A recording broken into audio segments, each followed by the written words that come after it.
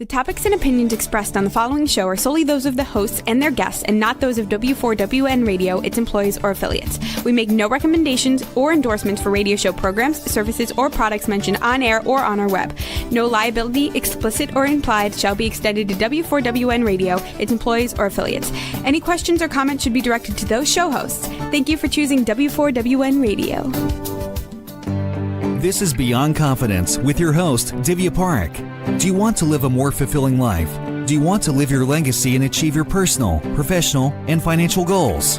Well, coming up on Divya Park's Beyond Confidence, you will hear real stories of leaders, entrepreneurs, and achievers who have stepped into discomfort, shattered their status quo, and are living the life they want. You will learn how relationships are the key to achieving your aspirations and financial goals. Moving your career or business forward does not have to happen at the expense of your personal or family life, or vice versa. Learn more at www.divyapark.com, and you can connect with Divya at contact@divyapark.com. This is Beyond Confidence, and now here's your host, Divya Park. Good morning, listeners. It's Tuesday, and of course, I'm here with you, so I'm thrilled, and I want to share that today we have a very special guest, Dr. Aimee J. Welcome, Aimee. Oh, thank you so much for having me. I'm delighted to be here. Yeah, no, delighted to have you. And we usually start at the beginning. Do you recall a moment or a person who left a positive mark on you when you were a child or a young girl? Oh, goodness. Yeah. I would have to say that some of the biggest impressions that I had as a young child would have been my teachers, right? And one particular teacher that I had, his name was Mr. C, and he was a wonderful teacher that I had. I believe it would have been about fourth or fifth grade. And he was one of the first people who I think kind of helped me see that you can do anything, you can be anything, you can try things, you can fail, you can succeed. And I felt like he was one of the first people that helped me really understand the idea that there's like this infinite world of possibilities out there, and that I was the author of that, if you will. And I don't know that I could tell you, anything in particular, like there wasn't like this one moment or this one story. I think it was more the time that he spent with us and trying to find the individuality in every student that he had, and found ways to bring that out and let us know that things that we were gifted in and how we could help others, and that other people might be gifted in other things, and that was okay, and that wasn't something to be sad that you didn't have, but instead relish in what you could bring, and celebrate in what others could bring as well. And I just remember learning that at an early age from him, and it's something that's always kind of stuck with me. That was an experience. It was the culmination of those moments. Yeah. And we forget that these role models that we have play such an important part. And that's one of the things. It's important to know that regardless wherever you are that leader, because you are impacting someone's lives. So as you grew, which career direction did your life take? Oh, so I started out with a focus on wanting to teach. And so started out in the kindergarten classroom and realized that wasn't my forte. That it was enjoyable. I liked the kids, but I think I'm such a completionist that I needed to see things through. So then I moved into high school, and I taught computers for kids in high school, and did that for a few years. And then someone came to me with an opportunity to teach adults. And I thought, now that sounds really interesting, because then you can see it, you can teach it, they can turn around and go do it. It can have an impact in their organization. And I could see the full cycle of that, right? Instead of waiting 13 years for someone to go from, kindergarten to high school, and then wait to see what they did in college and so on. So I started teaching in some different companies like State Farm and Country Companies and Growmark, and some really big companies in Illinois where I was at. And it really helped me to be able to understand that things that you can do in the workplace can have a direct impact on the business outcomes of the organization. And that's what really got me interested in learning and development from an organization standpoint. And then from there, I moved into the healthcare side of things, doing the same thing, teaching, but within a health system, and was an educator there, and was given an opportunity after a few years there, asked if I wanted to try and lead that function, the education function. And, like a lot of people, I thought, wow, somebody sees something in me that I don't even see, right? I didn't have on my radar. I wanted to be a leader, but I really felt a sense of responsibility that if I was going to do this, I needed to have the background, the education, the expertise. So that's when I went back to school to get my master's degree and focused in on, I got a master's in organization behavior, again, because I was just really intrigued by what the people in the org do to make the org be what it is, right? Because organizations are really just a culmination of a bunch of people's talents brought together, for a common reason.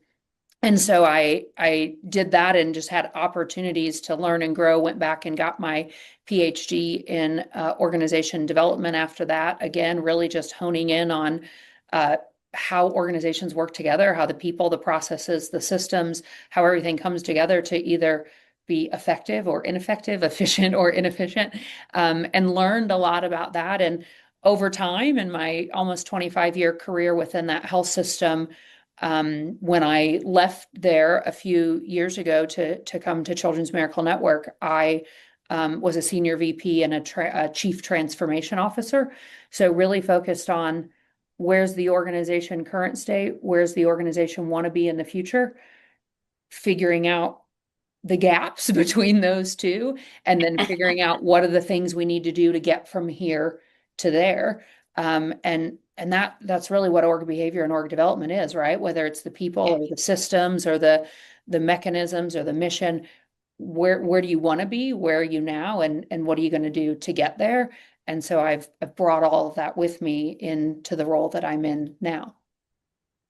And it's remarkable how your journey has evolved, where you went for something, and it comes back to that your innate passion about teaching and seeing people grow and seeing that tangible impact. And definitely I see that because being in pharmaceuticals myself, and then of course, you are this part of this beautiful machine where you're bringing that medicine to life and saving so many lives. And yet there is that completionist, like when you're talking about that touched a chord in my heart.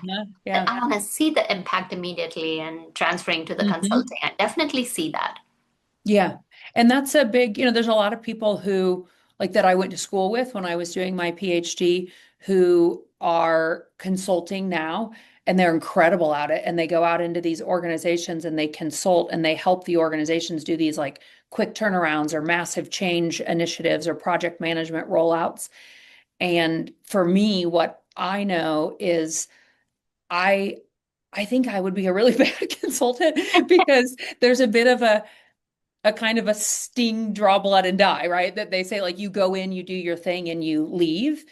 And I'm like, I got to see it through. I want to see the impact. I want to see the downstream. That's why I love going and visiting, going into our member hospitals or going to our corporate partners and talking to the employees, because I get to see it in action. And that seeing that in it allows me, it fuels me to keep it going. And I often tell my team that, instead of that be like the sting, draw blood and die, now I'm like, I go in and I pick up the pollen like off the flowers. Like, so I'll go into a hospital and I'll see the things that they're doing with the money that we're raising for them. And I pick all of that up and I take it with me when I go to the next corporate partner or to the next big event. And then I can share with the donors and the fundraisers and the people that are supporting the programs to say, like, here, let me give you a little bit of this, of what I saw recently when I was over here. And so I love that. And I think, You said it's kind of important to know what things drive you and what motivates you and what matters to you. And that was one of the things that I learned early on about myself in my career, is that I need to see the impact of the work that we're doing. And this job affords such an opportunity to do that on a daily basis.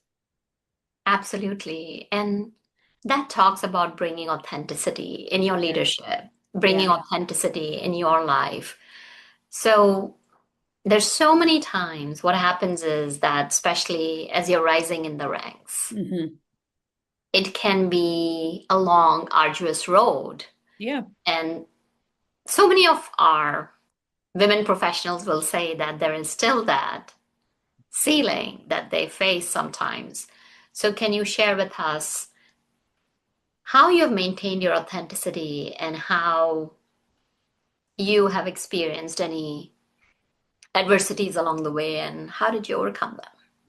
Yeah, so the second part of the question I'll go to first. I feel like I have been incredibly fortunate in my career, where I don't know that I've seen that as much as I've heard from other people, in terms of feeling like there were limitations.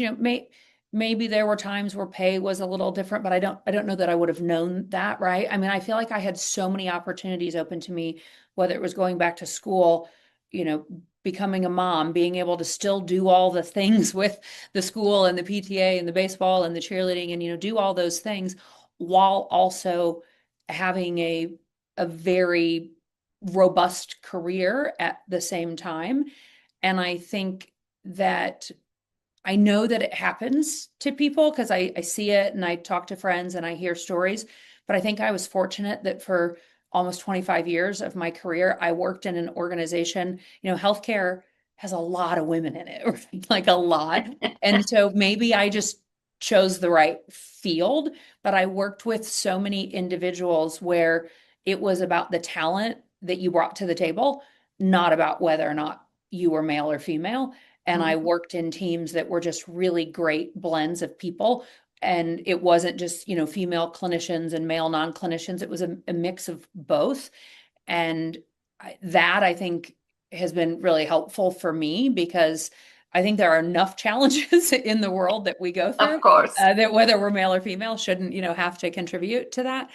So I feel very blessed by that. So I'll say that first. Secondly, I would say, when you think about the concept of authenticity, um, to me, I think sometimes you'll see people say authenticity is like a leadership trait, or even in some of the competency models, it's considered a competency. Um, I don't look at, like, people say, like, well, are you a servant leader? Are you a transformational leader? Are you an authentic leader?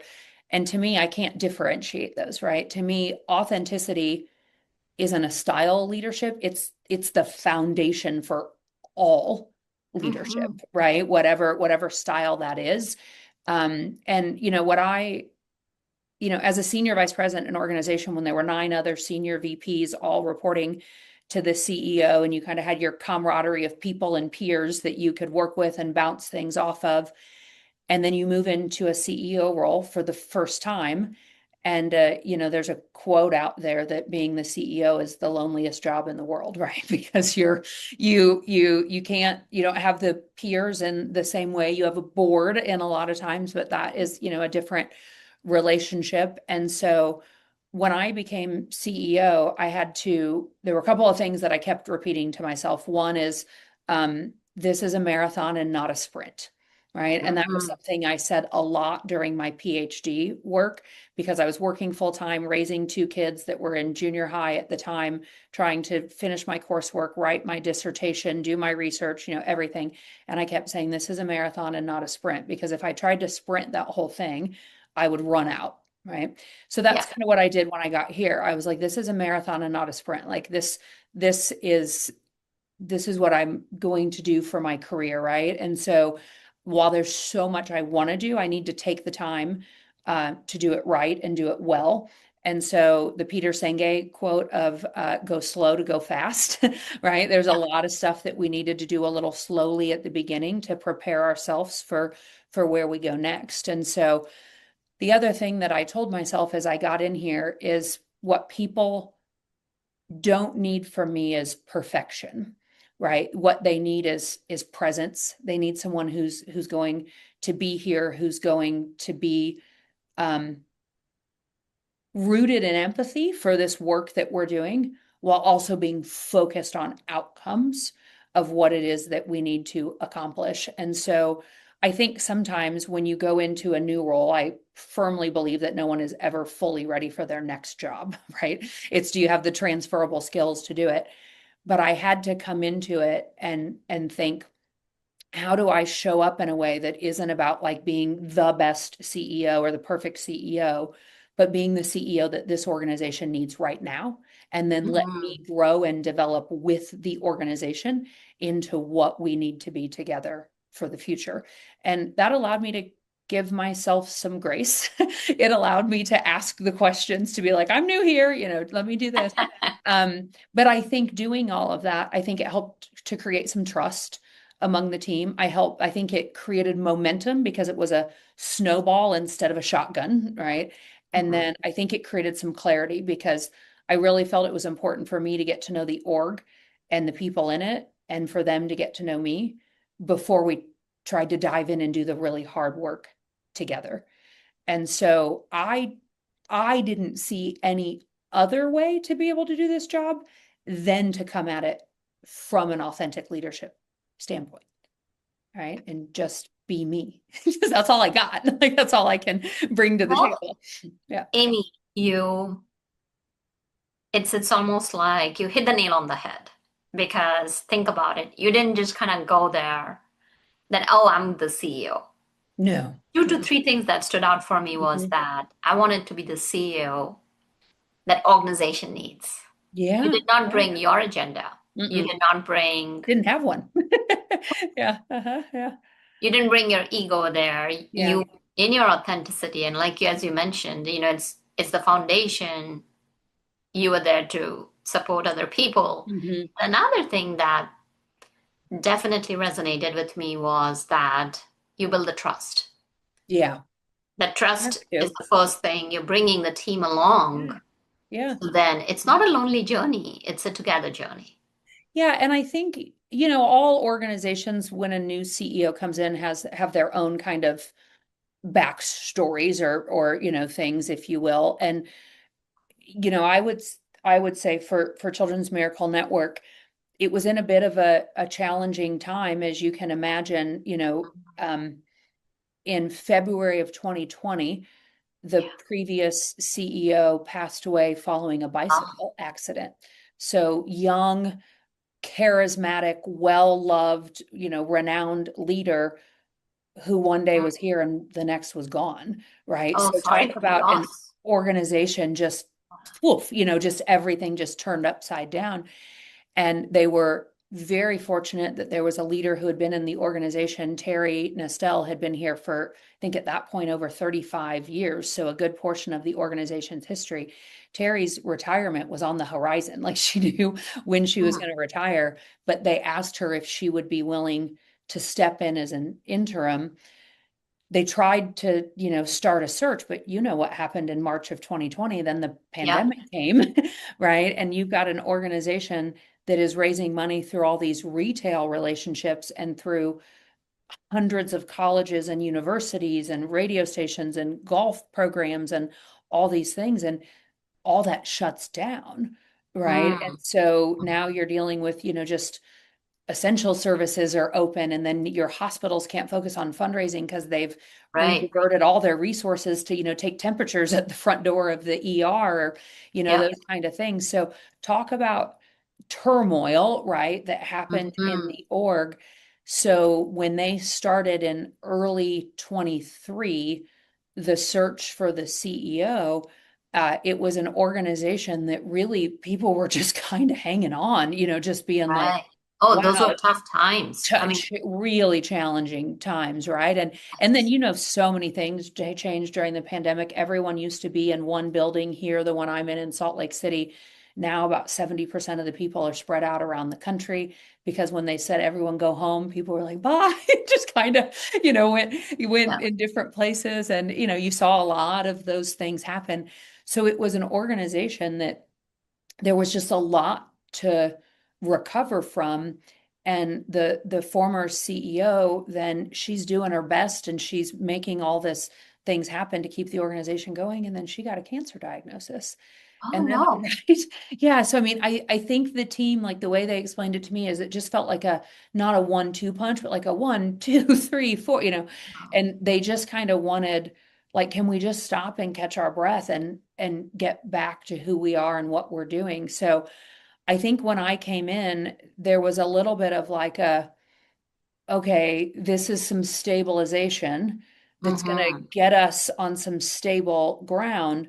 But we also know this means change because they hired someone who's a chief transformation officer and is all about change. So now what does this Right. mean for us, right? Yeah. So it was a time of there was still a little bit of an organization in mourning, an organization in transition, an organization in repair, but then also an organization that was like very hopeful, excited, and ready for Mm. what was going to be next. So, I had to come in and assess that. I can tell you, I remember, the interview process was probably about 6 months long, and in one of the last rounds of interviews, there were a couple of questions that got asked of me by board members that when I went to go answer them, I Mm-hmm. had the moment, and you've had these moments, I'm sure a lot of your listeners has, where I'm like, I can either give them like what is probably the right answer, that someone would tell you in an interview guide, or I can just give them the authentic me Yeah. answer. And if they don't like that answer, then I'm probably not right for this job. Right. So Mm. it became very clear to me, I'm just going to be authentically me, because in the end, if I'm going to take this job and move across the country and change everything I've known for the last 25 years, it better be a right fit. And so I have to Yeah. show up as me. So there are two questions I'd love to share with you that were just kind of amusing, that really helped me say, this is what my first 100 days need to look like. The first question was, someone said, you've not been in a CEO role yet. A lot of things about your background and experience tell us that you're ready for one.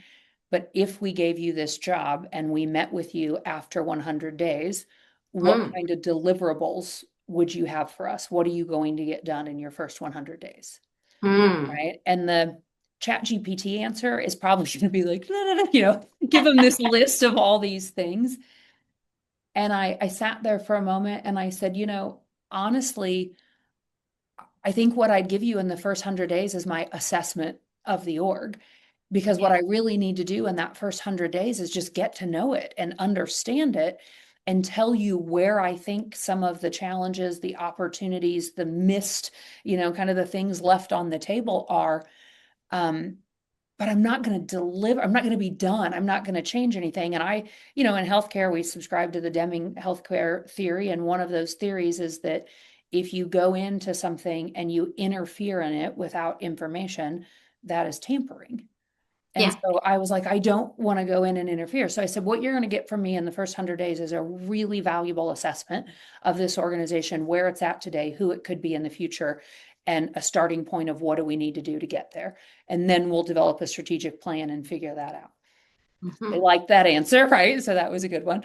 The second one was, they said, well, since you haven't been a CEO at all before, it's a really big transition. And have you Mm-hmm. thought at all about how you would make that transition? And I sat there for a minute, and then I kind of tongue in cheek, I said, well, I wrote a book on it. And they were like, what? And I was like, well, my dissertation, my PhD is in org development, but my dissertation is in healthcare CEOs in transition. And it was a qualitative study of, healthcare CEOs and what they needed to do to transition. And I developed a model for how to transition and what do you do in, your first 18 months. And so, yeah, I thought about it a little bit, like I have a book about it. So it was really funny because I was like, gosh, is that going to sound arrogant? But then at the same time, I was like, these are the things they need to know. But Well, you're being genuine. You had yeah, rich I to just was share like, it. yeah. But here's one of the things I did. I that model that I developed for healthcare CEOs, I used that model in my transition, but I told no one. So like not even my exec team, my senior leadership team, but I used it to a T. So there's some operating behaviors, and then there are some kind of tenets, right, of things that you need to be doing or thinking about. And I went through that model over the first 15 months in the org. So the listening and learning tour I did, my first 100 days, came straight out of my dissertation. I would edit that to say listening, learning, and leading, because you do have to lead in the first 100 days. And in my model, I was like, oh, you listen and you learn. You still have to make some decisions and lead.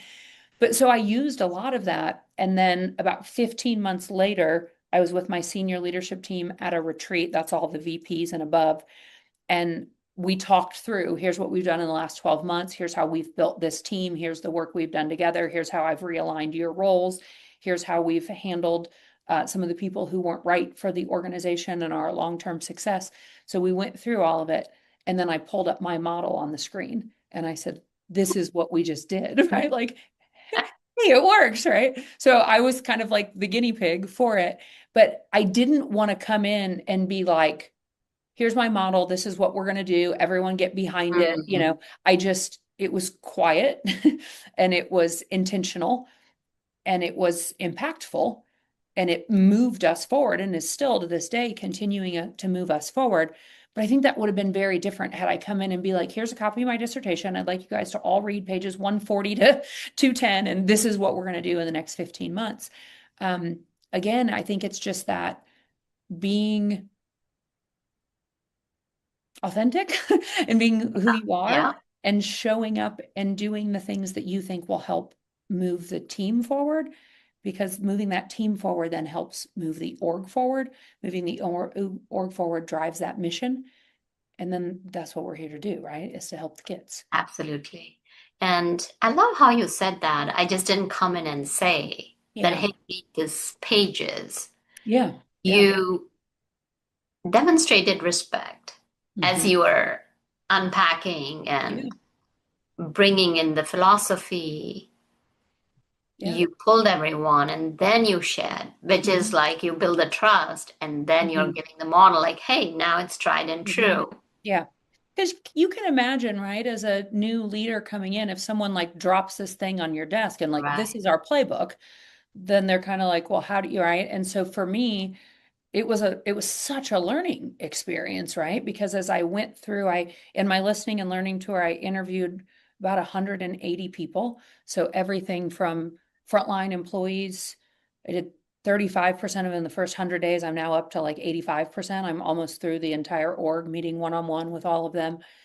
Interviewed board members, CEOs of, our major corporations like, Costco's CEO and Marriott's CEO, and people that have been partners of ours for a long time, golfers and gamers and dancers, people who raise money for us, frontline employees at a Walmart or a Ace Hardware. And in doing that and talking with the hospital leaders, the CEOs, the chief development officers, the program directors who are out there being the boots on the ground with our partners, I learned so much about the organization. And it kind of became like another little like mini dissertation, right? I started capturing all this information. And even now, almost 2 years later, we'll be in a meeting, and we were just in a meeting last week and they were talking about a rollout of a new product that we're going to be doing. And I said, hey, I've got a couple of questions. Do we know if it syncs in and integrates with the Blackbaud system? Yeah. Do we know if it has a mobile? Yeah. And I was like, okay, those are things that I heard in my listening and learning tour 2 years ago, and now we're solving for them, right? So it's like you're taking all this data and all these things you're learning to say, like, this organization has been really, really successful, but it also has so much potential in front of it. And so how do you ball that up, so to speak, right? So you can do something with it. And that's where I think then that momentum I talked about, right? That's where that snowball just starts getting bigger and bigger and bigger, because then you just create this momentum that people want to get behind. Yeah. Because they believe in the mission, not they want to get behind because like I need to make the new CEO happy and get on her good side. I didn't need any of that. You added meaning to people's work, and there's nothing more powerful than that, especially with our new generations, Gen Z and Oh, millennials, they want they that see. so bad, right? They're so intrinsically motivated, right? Mhm. That they want to know, like, one of the questions I would ask them, I had the same 6 questions I asked during my interviews, had some variations for different types, but same 6 that went across. And one of them was related to what they saw as a challenge. And one of the things I heard from a lot of our employees here is like, I'm really busy. I'm doing a lot of stuff. I think I'm doing the right things, but I'm not 100% sure if it's connected to what we're trying to achieve. And I don't know how to measure that and make sure that I'm making a difference. And I want to do that. So we've implemented, we're actually right now in the second year of every employee in the organization having individual personal goals that roll up to their department goals, that roll up to their leader goals, to the org goals. And it is so incredible to watch people get behind that. And it's all visible. Like I can click into the system and I can go click on one employee and track that goal all the way up and see who else it links up to. And man, the energy that they are getting out of that, or they can go in and like type in the word social media and see anyone in the organizations whose goals have the word social media in it. So they make sure they're connect, right? They want to be a part of something. Yeah. And we have the tools and mechanism to help that happen. And so all this great work was going on before I got here. I'm coming in and putting some systems and some processes and approaches around it to help make it that much more valuable or that much more impactful. And it's the alignment and interconnectivity Yeah, that you're building. So that's it's what people want. Yeah. yes, absolutely. And if you're open to sharing, Mm-hmm. this would be so helpful for our audience. Like, what are those 6 questions that Yeah. people can use for the Yeah. interview? Hold on, I will tell you. Let me open my OneNote. And so I'll tell them to you. I mostly have them memorized because I do them so often. So the first one is related to I'm from the school of David Cooperrider. He was one of my professors. He's the person who invented appreciative inquiry as a inquiry topic. And so David's approach is you always start from an appreciative inquiry and start people on the positive. So shout out to David Cooperrider and Benedictine University. So I start out very appreciatively, which what is one area of our organization, can be area you're in, area somewhere else in the org that you think is working exceptionally well and is getting the results that we need?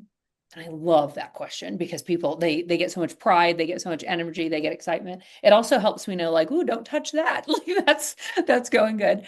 And then we do the okay, let's flip the coin over. And what's an area where you see something that's in need of improvement or change within the organization? And then we move into what I call my untapped potential question. So it's actually the same question, but I ask it to them in 3 different ways. And I say, you could, like, their lenses are different, right? Depending on how long they've been here. So I ask them, is there anything that we used to do in the organization during your tenure that we stopped doing? And you wonder why, and should we consider doing it again? Right? Like we used to take our champions to the White House every year and we stopped doing, right? So they want it like it's their idea to like that sacred cow that they remember that they love to Yeah. make sure they can tell me about it. So anything that we used to do, we stopped doing. The second one is something that we talk about all the time.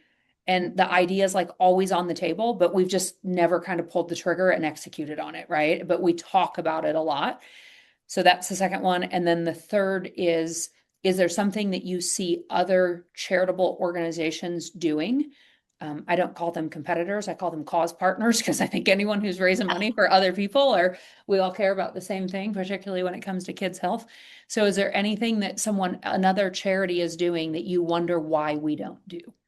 Right. And so Mm. that has been really helpful. So that question is my untapped potential. But if you've only been here for 6 months, you can probably answer the third question a lot easier than you can the first 2, right? So I want to make sure it's inclusive enough of everyone.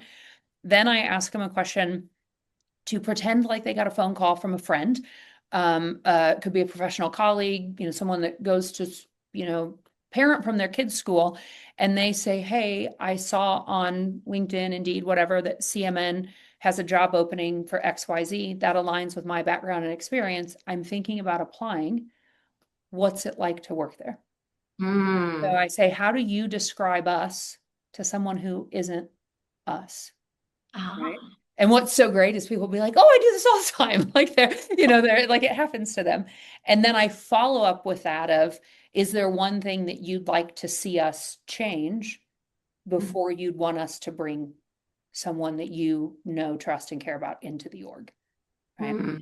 And then I ask them, and this question is a little less relevant now. It was more relevant in the first 100 days, but I ask them, I say, a CEO transition is a big change for any organization. It can bring up a lot of emotions. So if you had one word about how you're feeling right now about the future of the org, what would that word be? What was really great is with about like a 90% confidence variable, I got hopeful, energetic, excited. Like I got these words, cautiously optimistic. They would want to hyphenate a word. So that word, and then after they give me the word, then I say why that word, and then they explain it. And then the last question, and this is my favorite question, and I ask this question, you probably do this as well, but I just say, you and I were going to be able to talk today. We've had this on the schedule. And as you were thinking about our conversation today, now that we're done, is there anything that you were hoping would come up that you would have a chance to share with me that we haven't already talked about? Right. And that is like the ultimate, it's not just a door opener, it's like a double door opener, right? Because it lets them share with me anything that's kind of on their mind, anything that they, it might be, I really like our benefit package, or have we considered a different intro? Like it could be anything at all. It could be they want to tell me how much they love their leader, or how much they like being able to work remote. Like I never know what it's going to be, but it just opens the door. And so I love that question. And I use that actually quite a bit in other scenarios. But so those are the questions that I go through that are for everyone. There's different ones for board members and, different audiences, but for everybody, that's what I did. And I asked those questions hundreds of times in my first 100 days. I kept a OneNote on every person. I would take notes and I would tell them that. I always said, it's confidential. It's anonymous, but don't be surprised if you hear me, I might be on stage or in a group and say, well, in my listening and learning tour, I heard, and that means it's a theme, right? If you're like, yeah, I said that to her, so did other people, right? And so it was really helpful as a way to get to know the org. And I enjoyed doing it so much. I did my kind of 100-day report out to the board in April of 24. We started developing the strategic plan, and by August, I was missing them. I was like, I want to keep doing those. So now I do them every Friday. I do 2 every Friday, and I still continue to do them and connect with people, because for me, it's another lens of which I can see the organization that I don't get to see it through as the CEO. And so it's been incredibly valuable for me and very protected time, right? That I want to make sure I can do.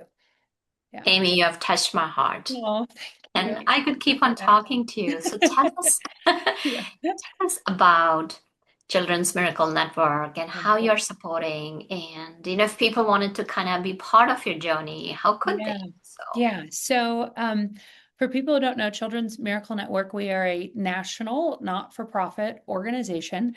And what we do is we help raise money for children's healthcare. And the way that we do that is pretty unique. So we raise money through both corporate partnerships and through programs. And so I've alluded a little bit to some of those corporate partnerships. It's companies that you know and love and shop at and go to. And those corporate partners, whether they do Roundup for Change, or we have over 100 corporate partners. Most of them people know about, are the ones that, like, you're in the store and they want you to round up their change. But we have things like Night Swift Transportation and McLean Distribution, who we get a penny per mile that they drive, or, so there's other kind of hidden behind the scenes partners as well that help raise money for us through different events and partnerships. And so we raise money through our corporate programs, and then through our corporate partnerships, and then we raise money through our programs. And our programs, one of those is a golfing program, which is with Jack and Barbara Nicholas. That's called Play Yellow. That is hundreds of thousands of golfers coming together to raise money in various ways through tournaments, events, birdie bashes, things like that. We have a radiothon program where we kind of take over the airways, if you will, for days at a time to help raise money for the hospitals in those radio markets. We also then have a dance program, which is for our college students. So this is it's really a campus program that happens on over 400 college campuses, but they do what's called a dance marathon where they dance for 12, 14, 36, 28 hours. And these kids raise almost $25 million a year at these 400 schools, right? I get so frustrated when people get down on this next generation because I'm like, you need to go meet the kids that I meet when I go to dance marathons and see these kids who are just giving it their all for the generation behind them. So we've got that, and then we've got a direct mail program where we directly reach out to people on behalf of our hospitals. And then we have a gaming program, which is people who video game or play board games. Almost 35,000 participants who raise money. They've raised almost $10 million this year. I think today we're going to hit $10 million that they've raised all through peer-to-peer fundraising where they play video games and people support them. So, I mean, people raising money in the most unique ways, but there's a couple of things that make this really unique about who we are as an organization. So we spearhead all those relationships, all those partnerships, all those programs, and then we divide that money back out to the hospitals. And there are 170 children's hospitals that are part of Children's Miracle Network. And so those member hospitals are in United States, Canada, and Puerto Rico, and they get money dispersed back out to them. And what we do is money raised local stays local. So you said you're in North Carolina. So if you go to a Dairy Queen in North Carolina, and you donate money there, you round up your change, or you do a Dip It for Kids Day and pay $1 to dip your ice cream cone, that is going to go to your hospital in your local community, to your member hospital. It doesn't come back to Salt Lake. 100% of that money stays local, comes back to us so we can redistribute it and get it back out to the right people on behalf of those partners. And so people often say, well, why wouldn't the local hospital just work with them? Well, Walmart, largest employer in the world, they need a charity, right? They need someone that they can connect with, that can coordinate and do this across their thousands of Walmart, Sam's Club stores. Same thing with Costco and those. So we're the person who coordinates all of that fundraising and then distribute that money. It goes back out locally. And then here's the beauty of it, and this is the thing I love, is the money gets used based on that hospital leadership's decision of how they use the money. Right? So it's not for one diagnosis. It's not for one particular type of illness. It is for how the hospitals see fit. So some of them use it on charity care. Some of them will use it on education. Some of them will use it on new facilities. Some of them use it on research. Some of them use it to support families so they have a hotel to stay in when their kids here having surgery or whatever it may be. The hospitals decide their highest and best need of that money, and then they report back to us so that we make sure that money is being used appropriately. And I'm so proud to tell you that last year we raised, in 2024, we raised $464 million, right? Wow. In 1 year. Yeah, in 1 year. And that we are just over $9.5 billion that we've raised in the 43-year history of the org. But I'm pretty confident we're going to get to 10 billion here soon. It's probably going to be about 45 years that it will take us to get to the first 10 billion. I think we can get to the next 10 billion in 12 to 15 years, right? It's going to go a lot faster because we're scaling, we're growing, and we're expanding. And quite frankly, our children's hospitals need us now more than ever, right? There's so much going on with reimbursement, with, it doesn't matter who's in office, whatever political landscape you have going on, there's always changes that impact the funding for healthcare, sometimes to the benefit, sometimes to the negative. But for the most part, people don't even know that children's healthcare needs money. So when we did our research, 50% of the people researched said, well, yeah, I'd give to children's healthcare, but do they need it? Aren't the hospitals fine? Doesn't the government pay for that? And doesn't insurance pay for that? And it actually doesn't. There's a lot of unreimbursed care. If you've ever had a kid in the hospital, or your listeners have had a child who had to go to the hospital emergency department, surgery, any of those types of things. There's a role in children's hospitals. It's unique to children. It's called child life specialist. And those are individuals who are educated and certified to provide not care for children in terms of clinical care, but they provide the emotional, educational, and cognitive support that kids need to get through that experience. So let's say that they're going to have a surgery and they're scared about all the things, or we need to deliver bad news to them and we want to make sure that that's done in an appropriate way. Maybe they're going to get intubated. And so they're going to wake up with this tube down their throat, and because it needs to breathe for them, or, they're going to have different things going on. These child life specialists are educated and informed of how to prepare kids.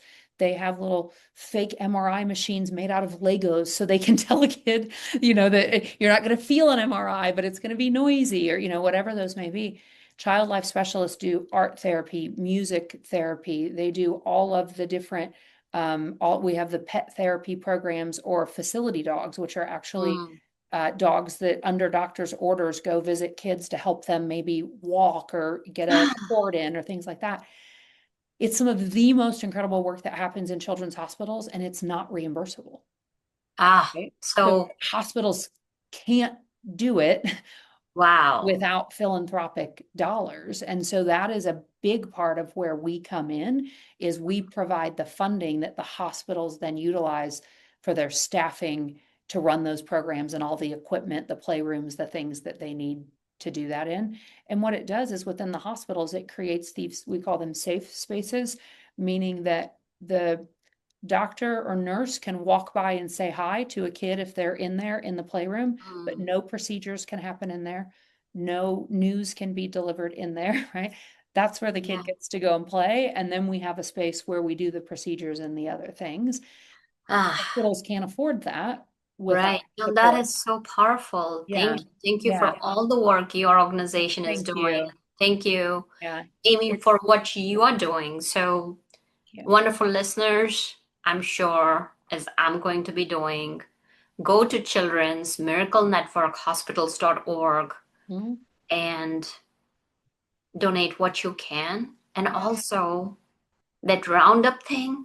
So easy to say yes. Just so easy. So I know. Whatever works for you, just do that, because that's what we tell people, is every single dollar counts, right? If it's 70 cents, it's 70 cents. It's going to add up to the person in line in front of you and the person in line and behind you. And, Walmart doesn't get to write that off on their taxes. That's coming directly from you. It is truly a donation that is going to go back to the Children's Miracle Network member hospital in your community and make a difference. And, I'm the mother of 2 children who were served by a Children's Miracle Network hospital. They're now 28 and 30, and they are healthy and they are happy. But I spent the most challenging 7 months of my life combined in the hospital with those 2, trying every day to not make it another day. They put us through the ringer as premature infants. And so I know as a mother what it meant. And I have taken what I would submit to you as the hardest thing I've ever gone through in my entire life and turned it into my life's passion and calling, to be able to make sure that we can be there. We see 72 kids a minute, right? 72 kids a minute come through the doors of our hospitals. So just in the time we've been talking, every minute 72 kids are coming through the door, but I'm just as proud to say we raise $833 a minute, and we just want to see that number keep going up. And so any support that your listeners can put behind that is absolutely appreciated. And as you said, they can go to our website, and not only can they donate there, they can donate to help support the whole cause, the mission of CMN, or they can donate and pick it to go directly to the hospital in their community if they have a calling that's, feels really specific to the one in their hometown as well, because we know that healthcare is local and we want to be there for everyone, no matter where they live.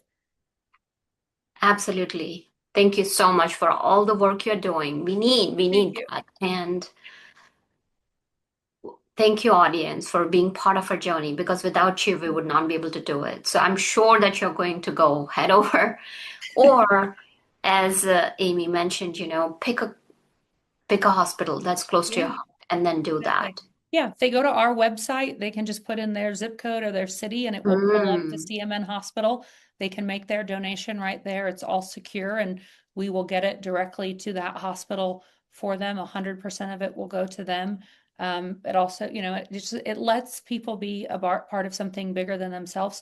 Because we either all were a kid at one time, we have kids, we know kids. When people say, "Oh, I haven't experienced a children's hospital," I'm like, you will, right? Like it's always, it's your neighbor, your friend, your coworker. And they're our future, right? Like when our kids thrive, our communities thrive, our economies thrive, it sounds cliche to say change kids' health, change the future, but it's more than a tagline for us. It's true, right? We can make a difference in the world of what comes next by making a difference in the healthcare of the kids that need it today. And so we just appreciate the opportunity to be able to share about that with your listeners. Absolutely. Thank you again. And thank you, wonderful listeners, for supporting us, because you know that we are here to support you. And together we are here to support our children. So I invite you to do that and share any way we can support you. And thank you, Juan, for making the show technically possible. And we'll see you next time. Thank you for being part of Beyond Confidence with your host, Divya Park. We hope you have learned more about how to start living the life you want. Each week on Beyond Confidence, you hear stories of real people who have experienced growth by overcoming their fears and building meaningful relationships. During Beyond Confidence, Divya Park shares what happened to her when she stepped out of her comfort zone to work directly with people across the globe. She not only coaches people how to form heart connections, but also transform relationships to mutually beneficial partnerships as they strive to live the life they want. If you are ready to live the life you want and leverage your strengths, learn more at www.divyapark.com. And you can connect with Divya at contact@divyapark.com. We look forward to you joining us next week.